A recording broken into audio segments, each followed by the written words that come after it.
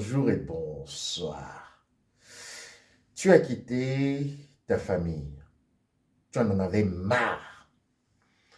Tu n'acceptais plus de supporter toute cette humiliation. Tu n'acceptais plus qu'on te parle comme une gamine. Alors que tu as déjà atteint tes 35 ans. Et en plus même, tu as eu un enfant. Mais ta grande sœur, l'enfant roi, te traite comme une moins que rien. Oui, parce qu'elle a fait des études supérieures, elle a obtenu un doctorat. Elle te traite comme une chaussette usagée. Oui, tu n'en pouvais plus, tu es parti. Mais tu as eu et tu as encore des pincements de cœur par rapport à ton petit frère qui est resté dans cette meutienne, dans cette famille de vautours, dans cette famille de vampires, cette famille où règne le mensonge, l'intrigue, la manipulation, les coups bas.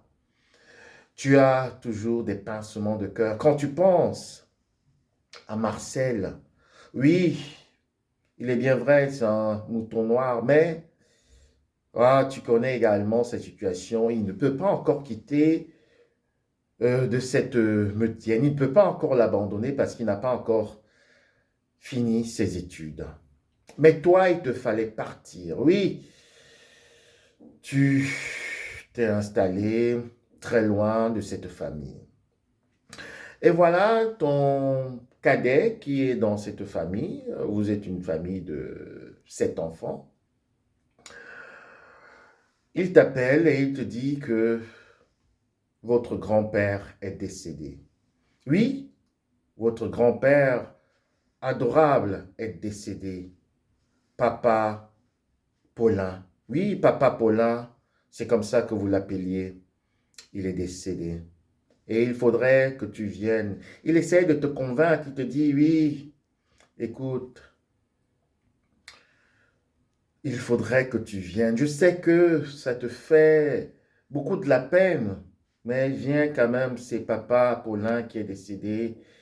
Il faudrait que tu assistes aux funérailles. Et en plus, j'ai quelque chose pour toi.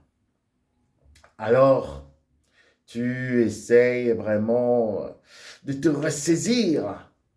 Oui, tu vas au fond de toi, tu prends toutes tes forces pour pouvoir assister à ces funérailles.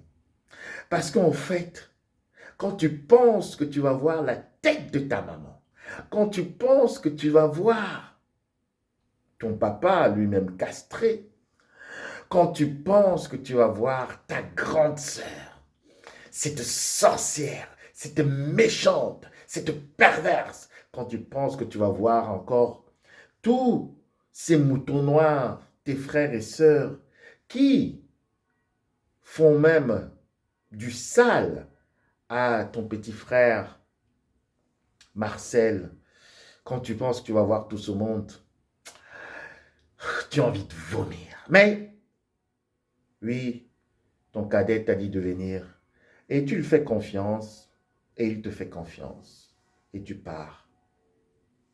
Et voilà, tu as assisté tant bien que mal à cette cérémonie très douloureuse parce que tu aimais bien ton grand-père. Papa Paulin, c'était quelqu'un de très sympa qui a fini sa vie comme ça seul parce que il n'avait plus contact avec son enfant qui est ton père.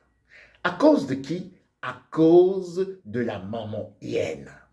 Oui, la maman hyène, ta mère biologique, a coupé les ponts à son fils qui est son mari et il n'avait même plus contact avec son père.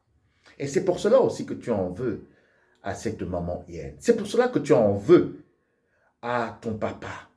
Oui, parce que voilà, papa Paulin est finalement décédé comme ça, tout seul. Mais Après cette cérémonie, ton petit cadet t'appelle en aparté et il te dit, écoute, voilà, papa Paulin m'avait dit de te remettre tous ces objets quand il va décéder et voilà, c'est à toi. Alors tu rentres avec cela. C'est un gros carton, hein. Il y a un peu de tout à l'intérieur et tout, des trucs personnels. Ouais, après, tu n'as pas envie de jeter, tu vas, tu mets dans la cave. Et voilà, de ces quatre, tu es en train de faire le ménage dans la cave. Ça fait déjà plus de 5 ans hein, que Papa Paulin a été enterré. Et tu ouvres ce carton et après, tu découvres une caisse. Ah, tu es curieuse. Tu n'as pas encore remarqué qu'il y avait une caisse à l'intérieur. Tu ouvres la caisse et tu vois, il y a des documents. Et quand tu sors ces documents, tu vois qu'il y a le testament. Il y a le testament de Papa Paulin. Oui, ton grand-père a laissé un testament. Et il y a encore des papiers de notariat. Il y a aussi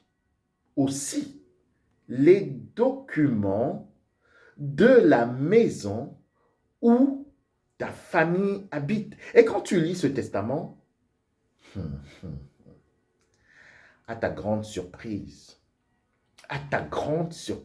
toi qui es dans la galère, toi qui es dans un deux pièces, toi qui n'as pas de boulot maintenant, on te dit, en tout cas, d'après ce que tu lis, Papa Paulin t'a fait hériter de la maison où tu as grandi. Parce que cette maison n'appartient pas à ta maman ou à ton papa, qui est son fils, mais cette maison l'appartenait jusqu'à sa mort. Et il te fait hériter 75% et 25% à ton petit frère Marcel. Trop d'émotions, trop d'émotions. Comment tu vas gérer ça? Comment tu vas gérer ça? Et sans oublier qu'entre-temps, ton papa est également décédé d'une mort bizarre, une mort subite. Personne n'a pu vraiment dire de quoi il est décédé.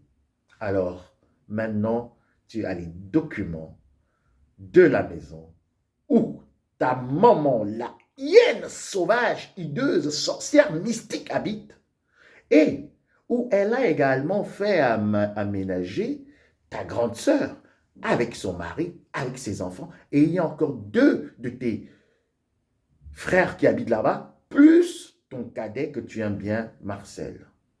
Alors maintenant, tout est entre tes mains. Qu'est-ce que tu vas faire? Est-ce que tu vas sortir ce beau monde qui n'est pas vraiment un beau monde de cette maison et la revendre ou je ne sais pas. Je ne sais pas ce que tu vas faire parce que de toute manière, tu prends tes pieds et tu vas voir le notaire et il te dit qu'effectivement, ton grand-père, Papa Paulin, avait enregistré tous ces documents dans son cabinet. Alors, la balle est dans ton camp. Dis-moi comment tu vas gérer cette situation. Parce que maintenant, tu es consciente et tu sais et tu as les documents que la maison ou ta maman ou ta sœur ou tes frères qui t'ont aussi vraiment traumatisé habitent, cette maison t'appartient. Et également, il y a une part pour ton petit frère. Réfléchis et envoie-moi ton commentaire. À très bientôt. Bisous. Bye. Ah, ah, ah, ah, ah.